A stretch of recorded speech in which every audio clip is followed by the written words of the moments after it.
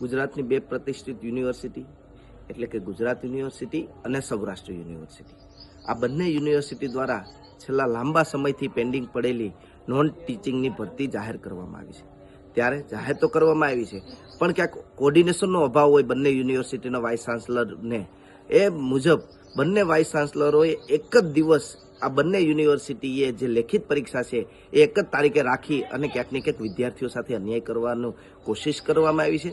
આજે આ બંને યુનિવર્સિટીના વાઇસ ચાન્સલરને આવેદનના મારફતે એનએસયુએ રજૂઆત કરે છે કે આ બંને યુનિવર્સિટીએ જે એક દિવસે પરીક્ષા રાખી છે તેમાં ચેન્જ કરવામાં આવે, કેમ કે બધા જ વિદ્યાર્થીઓ ને આમાં જોવા જાય તો રાજકોટ અને ગુજરાતનું અમદાવાદનું અંતર પણ ખૂબ જ વધારે હોય અને એક દિવસે વિદ્યાર્થી પહોંચી ના શકે, એટલે બંને યુનિવર્સિટીના વાઇસ ચાન્સલરે આમાં કોર્ડિનેશન કરી અને તારીખમાં ફેરફાર કરવો જોઈએ, જેથી કરીને વિદ્યાર્થીઓ બંને જગ્યાએ ભાગ લઈ શકે. એવી જ હું આજે કુલપતિશ્રીને વિનંતી કરી અને આવેદન આપવાના છે. અન્યથા જો આ નહીં કરવામાં આવે તો આવનારા દિવસોમાં એનએસયુએ દ્વારા બંને યુનિવર્સિટીમાં આંદોલન કરવામાં આવશે.